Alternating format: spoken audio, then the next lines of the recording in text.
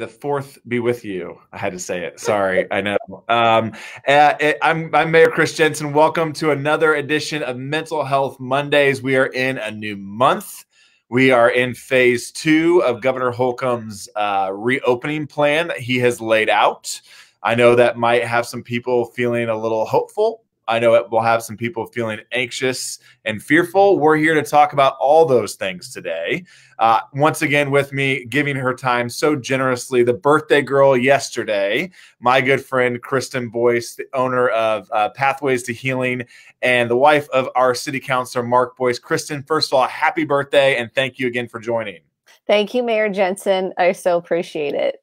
Yeah, well, we're glad to have you, and we're glad to have all the folks listening today. A few housekeeping items before we get started. If you have any questions or simply just want to say hi or simply want to share your thoughts right now. You know, we know that people need outlets to share their thoughts right now. Feel free to type those in the comments. We love to see them. We love to read them. I have loved the vulnerability so many of our residents have been willing to share. I hope that's been one of our biggest goals. I know Kristen will agree with me, is kind of sharing our feelings. I'm willing to get down and share my thoughts, talk about my feelings a little bit, because I think it's so important. So if you want to share those, type them in. If you just want to say hi, type that in. If you have some questions, certainly type that in over in the sidebar. We'll try to get to them over the next several minutes as we conquer this Mental Health Monday on a beautiful Monday in the city of Noblesville. So let's get started in the way that I know my friend Kristen's going to get us started with. Kristen, number one tip for anyone dealing with fear, anxiety, emotional disturbance, whatever it may be, what do you suggest? Square breathing. Yes. So we're going to do it together. And this is something I want everybody to do every single hour. 5 breaths. Give me 5 breaths. So today we're going to do we'll do quick 5 breaths where we inhale for 4, we hold for 4, and we exhale slowly out the mouth like you're cooling soup for 8. And really drop those shoulders down. This may seem silly. This may seem like, why are we doing this? It literally helps the nervous system go out of fight, flight, or freeze. And many people are functioning. And I know this is a super hard time for many people. And this helps us kind of get present, get out of the past, get out of the future, and get here and now. So let's do it together. Feet on the floor. And really press into those heels when you put your feet on the floor, just to know the ground's beneath you to support you. We're all in this together. So we're going to breathe together. So inhale for 4 through your nose. Hold. Exhale slowly out the mouth. One more.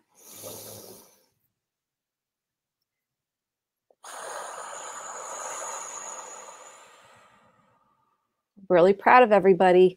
Keep going. I know this is hard, and I'm so proud of you for sticking with me. Let's do it again. One more through the nose.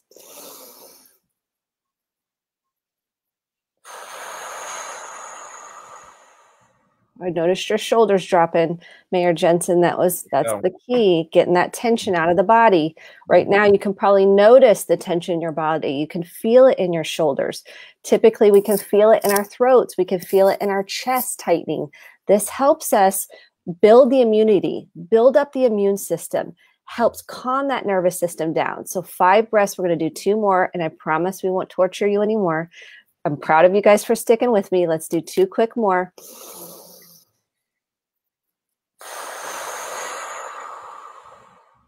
One more. We got this.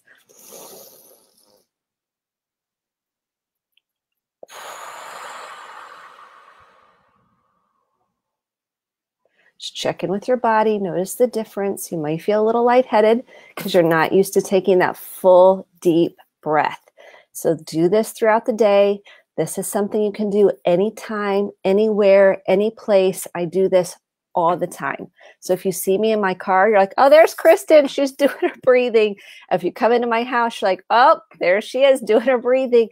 I do this regularly because it helps me. It's not the cure-all, end-all. It's the first step. It's the first step to get present. Well, it's something that we take for granted. Breathing, right? Sounds so simple. Something, of course, we have to breathe. That's how we get through the day. But this deep breathing, I found, is very different. It has a whole different feeling in my body. So I know how important it must be. So thank you for walking us through that. I know I see some great city councilors who are joining us: Megan Wiles, Aaron Smith, Maggie Owens, great friends of ours, such good leaders in their community. I'm picturing them breathing right now as they're going through their stressful jobs. So I appreciate it. Again, say hi to us. Let us know that you're listening. We really appreciate it. So Kristen, on Friday, the most anticipated press conference any governor has ever given. I know there was a lot of guidance given on Friday. I know some, like I said, some in the onset, some people were hopeful. Some people are excited to kind of have some new, at least some guidance, if you will, on where we're going to go from here. But I certainly know there's a lot of folks now that are facing some serious fear and anxiety. You know, we've been nice and cocooned in the comfort of our homes for the last 6 or 7 weeks. And now we're going to re-enter society. Some, you have to put pants on now to go to work. Some, it's different for everybody. But I know there are some folks dealing with fear and anxiety. Parents are nervous about their kids going back to daycare, starting youth sports back up. Let's talk a little bit about those two components, fear and anxiety, and how we deal with it ourselves as parents, as grandparents, but also how do we help our kids deal with it? I know I have a little, a 3-year-old and a 5-year-old. They amazingly know what coronavirus is right now. And that's mind blowing. How do we calm them and get them through these next phases of our life? Thank you for acknowledging that people do have fear and anxiety right now. It's something we're not acknowledging. And I really want to thank you for bringing it up because it's an important piece to what's going on right now. It's essential to recognize your own fear and anxiety. And it's okay if you have it.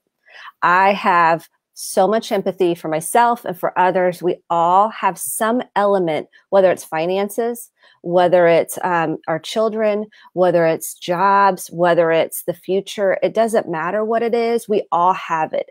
So we're not going to pretend like we don't have any fear or anxiety. So I thank you for acknowledging that. So that's the first piece. The second piece is anxiety lives in the body.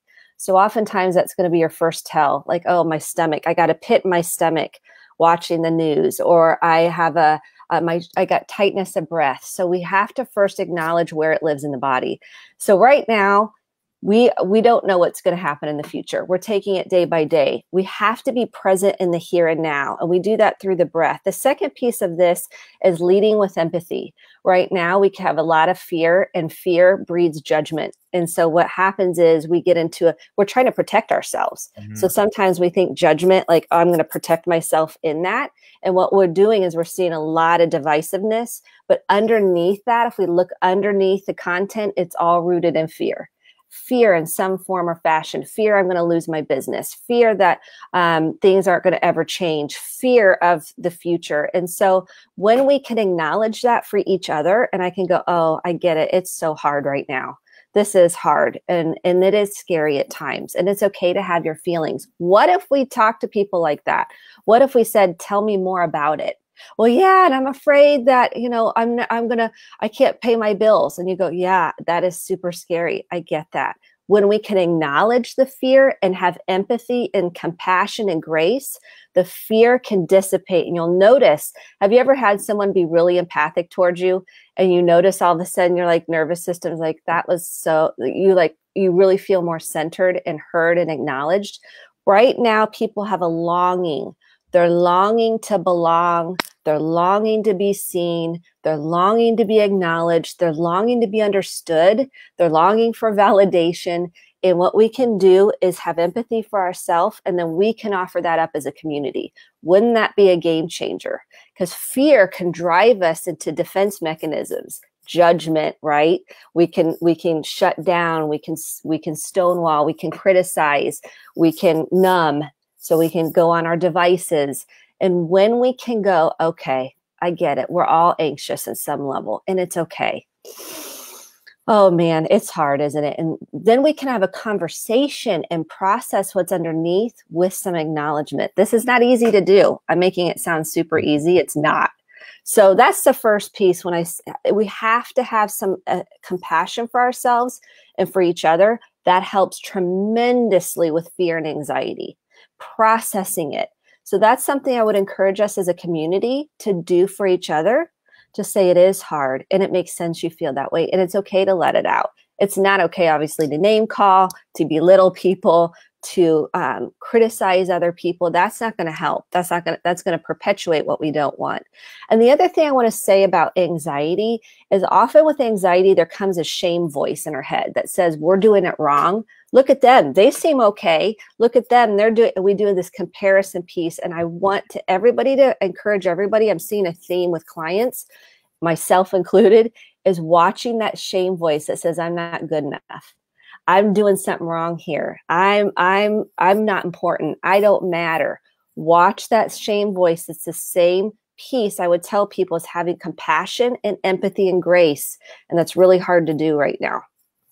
Well, I think that's a really good point, especially in the era of social media these days. We're seeing everyone's picture perfect life, right? If you go on my social media page, you see my kids who are just cute as can be, smiling on their best behavior. I'm, sucking it in so hard I could flip inside out. But in reality, it's like turmoil, right? Like that's not real at all, So let's get back to that and realize that, let's have some compassion for each other. Let's have some compassion for ourselves. One topic I want to touch on, if I'm somebody who is not as fearful, for example, I have been an essential employee. I've been going to work. So I've been in this arena for a while, but how do I went yesterday, I had the opportunity to go to the Grace Care Center at Grace Church at 146th Street. They had a drive-through restocking of the pantry. And that was my first time kind of being around some other people in several weeks. And I found, others were like, very much keeping their distance from me. But yet I was much more comfortable. How do people maybe that aren't as fearful acknowledge within themselves that others may be, and how can I talk to myself, if you will, about how to treat others who might be more fearful? I think that's a really interesting piece of this, because you do have people that aren't as afraid, right? They're like, it's all okay. And you're noticing, right? Even at the grocery store, people are like, did you touch that piece of fruit? And you put it back down, and now there's afraid, right? And the other person's like, I'm not afraid. So I think you even acknowledging that piece, you recognizing it in yourself that you're like, oh, I'm not that afraid. And you notice that other people were, and respecting those boundaries. So I think that's really important. So noticing as a collective that if we all respect the boundaries at this point, it helps people feel safe. So people wear their masks, and I know there's controversy about that, and the 6 feet. If we all kind of keep within these boundaries, that helps us collectively have more empathy, because the nervous system says I'm safe. So those that are afraid, and I think on some level, that helps people go, okay, I can tolerate this. I can handle this. And so I think recognizing some of those boundaries, honoring the boundaries, and then acknowledging that other people do have fear, and to acknowledge their fear instead of judging it. So that's where we can get into some real disconnection and controversies when we judge other people. And I think that doesn't help create safety and calm within yourself or the other person. Well, I'm not sure what your opinion is, but I was talking this morning, I was running through the neighborhood, and one of my concerns over these next several weeks is as we start to go back to the new normal, or whatever tagline you want to talk about, so many people are going to have an opinion about what someone else is doing. Right. There's going to be a lot of those opinions. As a mayor, I'm going to hear a lot about what people think about what their neighbor's doing during this time. And that's part of it. And I get that. But how can we kind of process that and kind of move through that and realize that I can control what I'm doing? I can control what my individual family is doing. I can lay out those boundaries for us. We know what the governor's boundaries have been. But can you walk me through a little bit about how we should process that? And again, maybe how do we explain to our kids that, hey, Johnny down the street may not be as fearful, or whatever that may be. And it's a different circumstance per household. And I think this is a conversation most households are having on some level, because even within the household, you can have two people that handle it, mom, dad, whoever, handle it totally differently. So this is happening across the board right now, and it is causing a lot of divide. So the first thing underneath it is acknowledging that fear often drives that piece on looking at whether other people are and aren't doing, because we're trying to stay safe. So that Maslow's hierarchy, safety is number one. And you'll see if people feel unsafe, They want to create safety. So they will want to create, control maybe what someone else is doing. And unfortunately, as we know, we have zero control, even in our own home, about what other people are doing. So the first thing we have to do is recognize our own fear. And then a defense mechanism to that would be judging what so-and-so is doing. And I have zippo control over what so-and-so is doing. And so I have to bring it back to myself and take a deep breath and go, okay, what do I need to do for myself? And that might look different than your neighbor. That might look different than whoever, and it's okay. It's okay. If you need to stay home, you feel like you're in a compromised immune system, it's totally okay to give yourself permission to say, you know what, I'm not doing that. I'm not going to go out. I'm going to limit my exposure. That is perfectly healthy for you. And that's exactly what you need to do for yourself. So making a decision that is best for you and your family, I want everybody to give themselves a permission slip for that. Because when you choose to stay home or whatever you're going to choose to do, that's okay for you. Judgment is really underneath it, fear and shame in disguise. And so it's something we all on a collective level need to notice, how judgment impacts us and creates what we don't want in our lives. So let's switch gears a little bit. I want to touch on a topic that I've been stewing on the last several weeks. It's a demographic that we really have not touched on, and it's millennials. It's these 20-something, early 30-somethings. Maybe they're not married, they're single, they're feeling kind of worthless right now. Hopefully there's some that are tuning in here today, and we have a lot of them in Noblesville. And quite frankly, we're working hard to attract a lot of them to Noblesville. We want folks to live here long term, and so how do we talk to that demographic who are, like I said, single, living by themselves, just feeling underutilized as human beings right now? We've touched a lot on families, on grandparents, on kids, but there is that sweet spot right there. How do we talk to those folks, maybe in a different perspective that they might have? Ask them, what has this been like for you? I love people asking questions. Check in with them. Ask before we assume and make assumptions. Check in and see if that's correct. So ask, how are you doing? How are you feeling? We normally don't ask, how are you feeling to people. If we can do that, I think we change conversations. What my team is telling me, we work with a lot of millennials, and they're picking up hobbies and learning new things, like whatever it may be, cooking. They're taking up, building projects.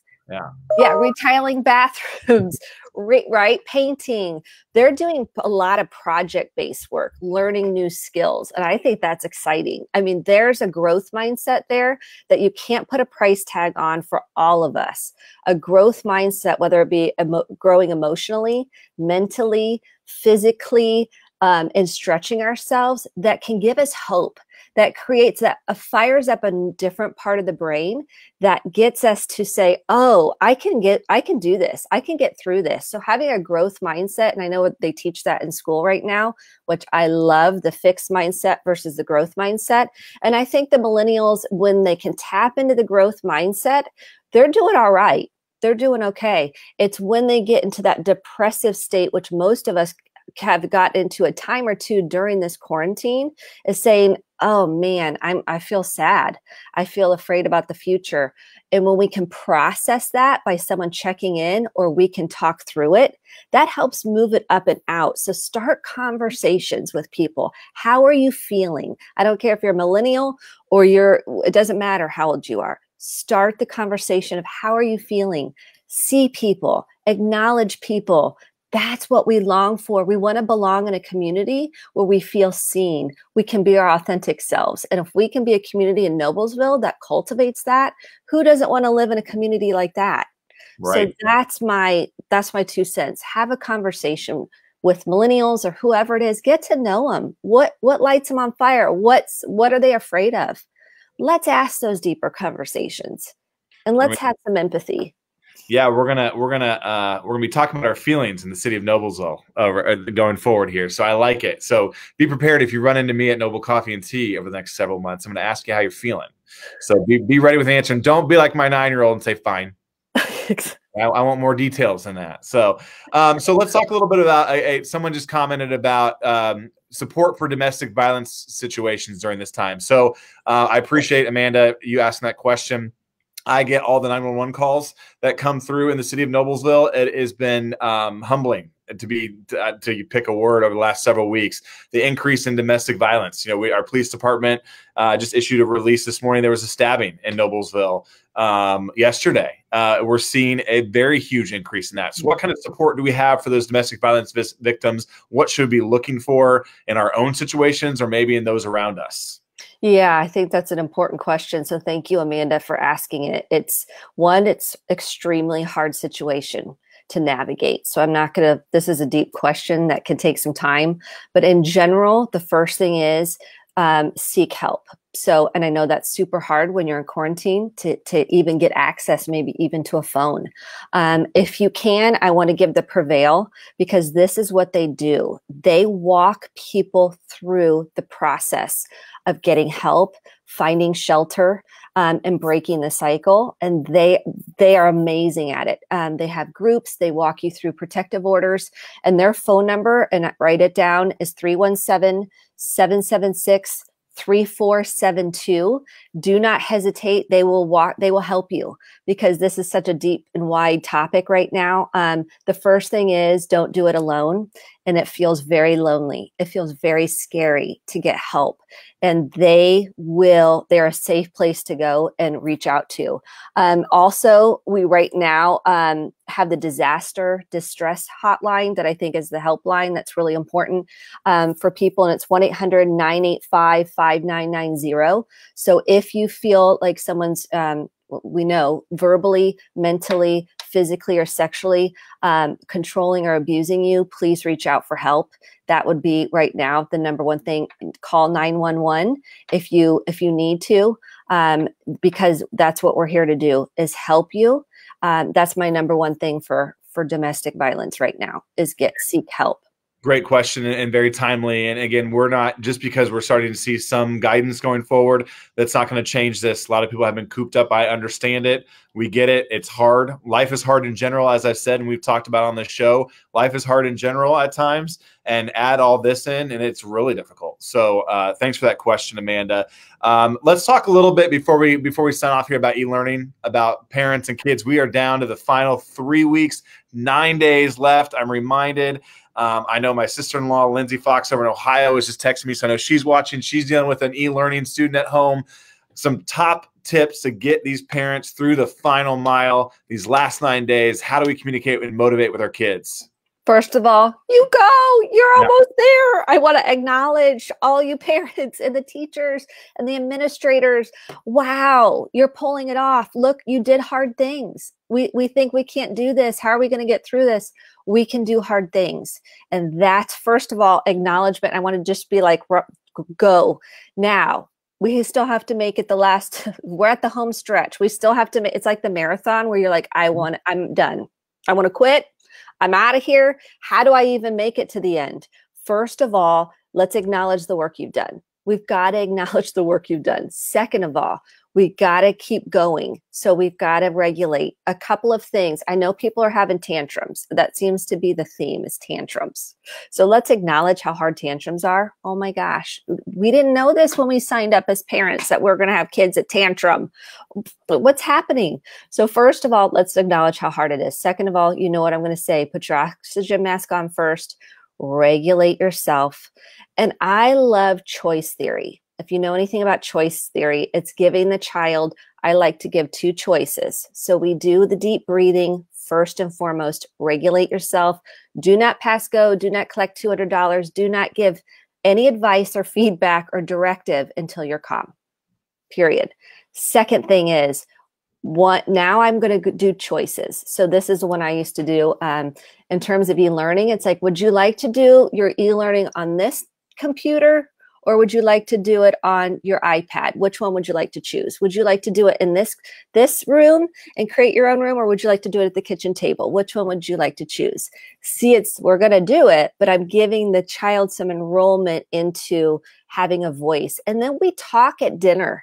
I'm big into conversation at dinner. We didn't really do this typically as a family, about feelings. How are you feeling about e-learning? I hate it. I don't want to do it. I whatever. And you go, yeah, I get it. This is super hard.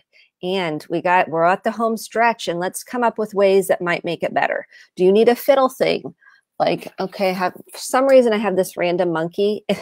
Where this came from, I have no idea. But like, okay, do you need a fiddle thing while you're doing your e-learning? What do you need to help you to get through the home stretch? And then we brainstorm at that point because they're calm. They're not flipped. This is my little brain model. They're not flipped into fight, flight, or freeze. We don't learn at fight, flight, or freeze. We learn when we're calm in our prefrontal cortex. So this is very hard. Take breaks. Take breaks. Talk about a schedule, and then let's be a little bit flexible. So this is the key. And then talk about what you're feeling as a parent going through this and how hard it is. Because when we put pictures on Facebook of how great it is, we kind of shut down our vulnerability, and we're like, well, I'm having a hard time over here, but you look like you're doing it great. Talk through it with people that also are willing to be vulnerable and go, oh my gosh, me too. I barely made it through today. I'm seriously I don't even know how I'm going to get through the next 2 weeks. And you go, yeah. And then all of a sudden you'll notice your nervous system calm because you know you're not alone. You know you're not alone. There's other people going through the same thing. So be vulnerable, be real, share the hard moments. So you know you're not the only one out there. That's great. Well, kids are funny, right? Kids are tough. I mean, just this past Saturday, in the midst of my lovely wife, Julie Jenson, has turned into Bob Vila, and she's all about home improvement right now. So we were framing a window. And in the midst of that, we were having a good, solid 60-second teeth brushing standoff where my son just refused. Like, wouldn't go anywhere. He wanted to go outside, but he wasn't going to do it until he brushed his teeth. And I don't understand why. I like dental hygiene. I don't get why 9-year-olds wouldn't want to brush their teeth. 60 minutes he sat there and faced off with us. But that's what we're going through right now. Those are the challenges we're going through. That's real life. But I think that's great advice. Acknowledge the feelings. Take your deep breath. Frame that window. Brush that teeth. Get on with your day. It's going to be okay. So I love that advice. And parents, again, you're rock stars. This is Teacher Appreciation Week in the city of Noblesville, and we love our teachers, absolutely love our teachers, but I would say we love our parents too and grandparents because they're being teachers during this time as well. So we appreciate everyone here. So Kristen, we got 2 minutes left here. Any last final thoughts before we sign off on another edition of Mental Health Monday? Yeah, I wrote down a couple things that I thought were important, and I don't know if you can see them. Yeah, love it. Okay, so this is the awareness of our feelings. We've got to kind of be aware of my trigger. Like, ooh, I'm triggered, I'm reactive, or I'm afraid, or I'm anxious, and then we need to breathe. You know that. Then connect to the emotions, and that doesn't mean emotions come and go. They're like waves. Okay, if we don't acknowledge them, they will stay stuck. We will stay stuck in them. So we've got to acknowledge them. Breathe through it. You'll see. Now, is the breath, again, the end-all be-all? It is an essential #1 ingredient to work through depression, anxiety, trauma. It doesn't matter the issue. This is what I'm teaching people. Then self-compassion. This is hard because that shame voice comes up and tells us stories. I wrote this. The shame voice comes up, and this is my little journal. I do Post-it notes. If you ever know me, I like Post-it notes. The shame voice tells us stories about how terrible we are and what we're doing wrong and how we're worthless and nobody cares about us and we're unimportant.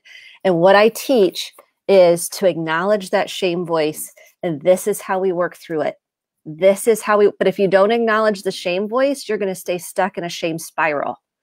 And you'll constantly be looking for a way out of that. You'll be drinking. You'll be on social media. You'll be shopping, gambling. I mean, the list goes on. When we can come back, take a breath, and we can acknowledge what we're feeling. We're not dependent on someone else doing it for us. We can find healing.